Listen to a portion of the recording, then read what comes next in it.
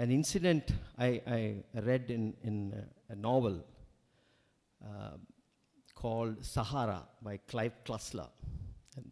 And there's one airline pilot who is flying over Sahara, and the plane crashes and she dies. And this is a interesting story that I have read. But before that, I want to talk to you a little bit about globalization. Globalization has, now we see the pushback on globalization. We see a lot of nationalism that is coming about in Europe and other places. And if you see the history of globalization, how it started in early 90s. It started, originally, of course, it started with the East India Company wanting to take over countries. So globalization actually, you can say, started there. And then, of course, colonizers, then jobs, then movement of goods, then movement of people, migration of people. But then globalization of culture also is happening, and then globalization of thought. That's the, if you largely look at globalization in different buckets, then you see globalization of thought. We ourselves, if you see from our early Vedic seers, they have always talked about the world, they've talked about humanity. They were never geographically centered in their sayings, in their thinking, right? So they were very global in their thinking. And then I think in Manusmriti, I think, the much maligned Manusmriti, there's a mention about India's destiny as a Vishwa Guru, so that we are Guru to the world. So that's another form of globalization of our thought. And then we have Adi Shankara, who was born in this land, in this very premises. And then how he went about unifying India, unifying our thought, unifying our practices, unifying Vedanta, Mimamsa. There are several aspects of unification that he has done. And then he was anointed as Jagat Guru. So, Vishwa Guru, India, and then Jagat Guru. And then we ask yourself, why was he anointed in Jagat? There was no history. I mean, if you actually look back, there was no history of, say, Chanakya being called as Jagat Guru. There was no, he was anointed as Jagat Guru. What went into their mind? Maybe they saw that one day that Advaita would be needed by the world. Maybe that they envisioned the need for Advaita as a tool for peace, as a tool for personal happiness. And then they said, look, his dear world, here is Adi Shankaracharya and he is Jagat Guru. Right? So you have this narrative of globalization of thought, you have globalization of our destiny as Vishwa Guru and Jagat Guru as Adi Shankara. That's the narrative.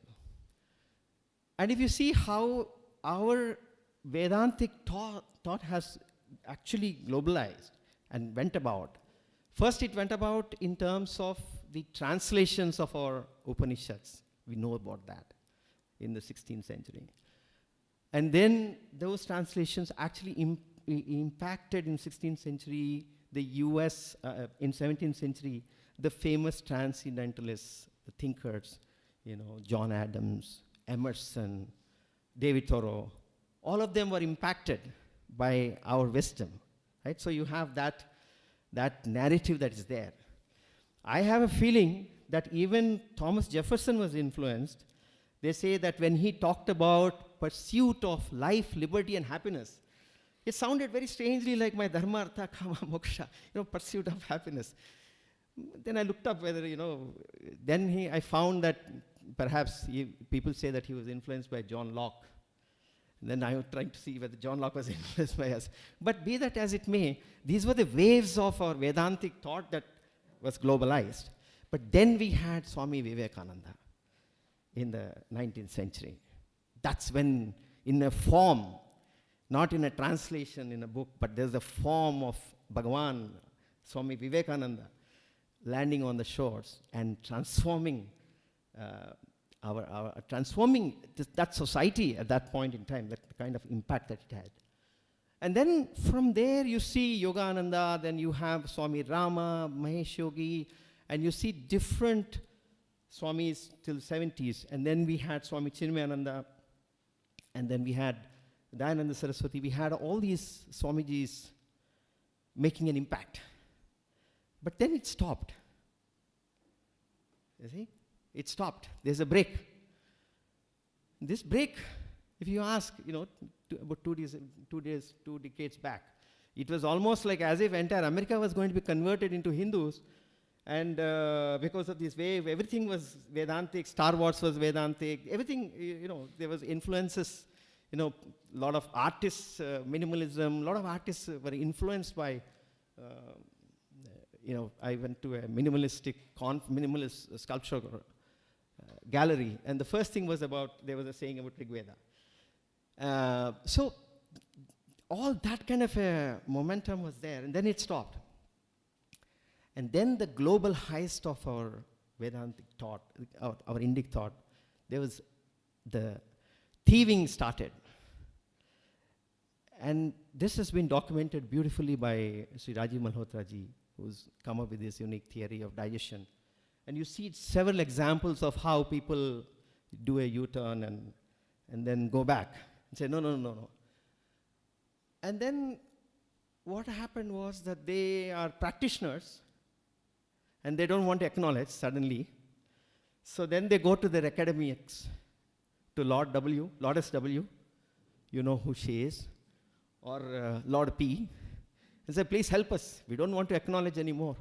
So then they'll come and then say, okay, we'll grant you blessing. Let's erase.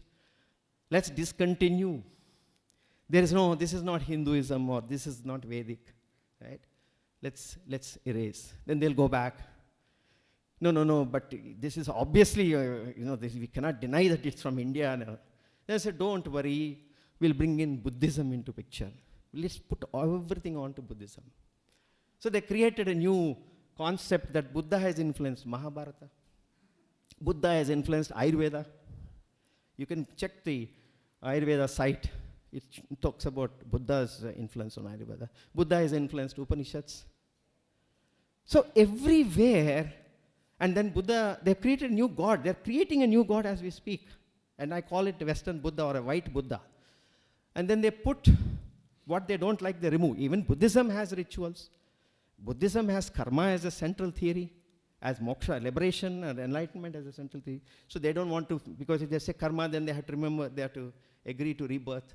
So they want Buddhism without rebirth, which is such a central thing. So they are creating this new concept called Western Buddhism. It's fair enough if they want to create a God. We believe in pluralism. We create gods. Every village we create a god, goddess, our own goddess. So they want to create a God, no problem. The problem comes because they want to vilify us and distort us and erase our contribution systematically. And that's the problem we are facing with this. Then parallelly, there's another trend. There is a thing called spiritual but not religious. And if you read Sam Harris, the latest book on waking up, Spirituality Without Religion, you actually should read the book because it is a study in apathy. It's a study in, he says, Eastern, those old people have, ignorant people have chosen it, right? But we want to do it like this. So there is a condescending attitude, and he wants to follow, he'll simply say, this, Advaita and Buddhism, right? So they're creating this new category. So these are the two trends that we are seeing, the desire to erase and vilify us. So in this context, that our quest, Swamiji, in terms of we started our journey as Advaita Academy in 2010. A journey started in Advaita Academy. Then we came to Indic Academy because we realized that this is the kind of battles that we have to fight.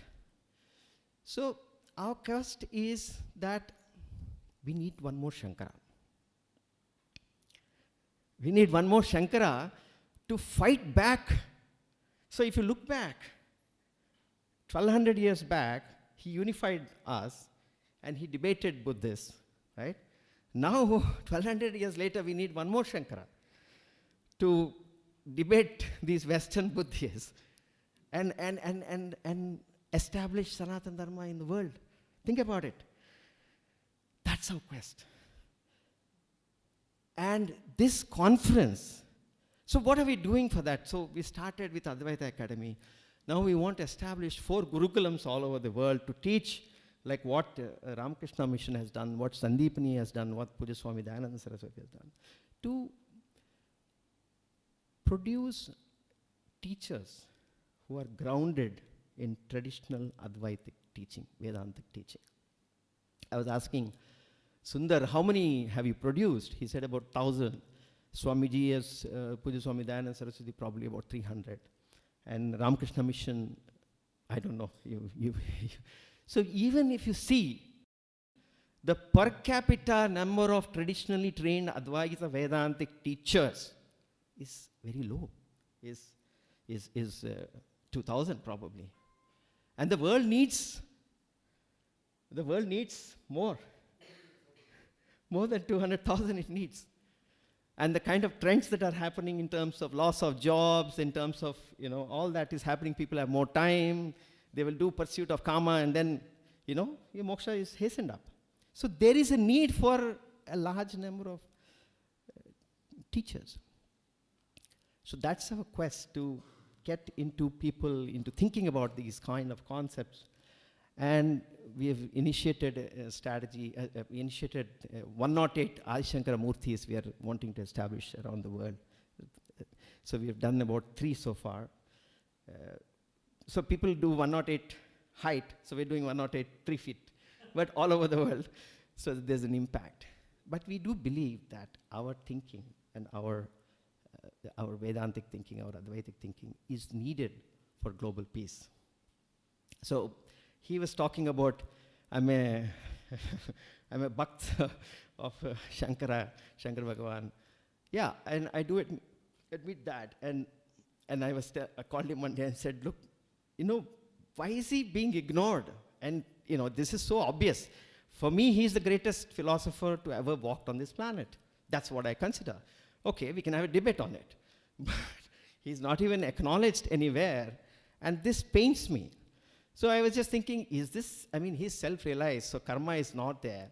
And then, has he done anything in his walk somewhere? He accidentally, killed somebody, some animal or something. What is it? Why is he being ignored by the world? And so I called him and he said, don't worry, he's Bhagavan. You don't have to worry about doing prayashchit for him. So it's just a joke between us. But I strongly believe that there is a need for Shankara, and that's the quest. But even our own government, Swamiji, we don't see the political class tweeting and saying that, look, this is Shankara Jayanti. I request the government to declare Shankara Jayanti as the oneness day. Because one day in the world, just like Yoga Day, we'll have oneness day. Right? So, but we have to make a beginning. And I think that the government should do that. And he should be given a Bharat Guru award. We should have for the gurus, for all the Jagat Gurus, all the Acharyas, we should have a separate category called Bharat Guru. And venerate them and once again, bring them back into the mainstream. So this Kitty Hawk and the aircraft that is there.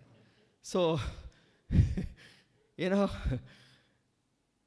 body is pristine. So the actual hero of the novel called Dirk Pitt, he's caught in Sahara and is walking and all that, and then he finds the body. The body is preserved. There's something strange because of the heat and because of the various things, the way it is positioned, the body is preserved. So one day I read that and suddenly it struck me. And thanks to my, again, going back on, so I tweeted, I was on social media at that time, and I said, look, just imagine, because when Shankara, we don't know, he just walked into the Himalayas. So what was what was the purpose of that? I mean, why did that happen? Why don't we have that, a samadhi that we can go and touch and why, what happened? How did he just walked away into how did he spend his last days? So I tweeted saying that, look, maybe in Siachen Glacier, he's still there, his pristine body is preserved. What happens if we find and we bring him back? And the whole world is united because there is oneness, right?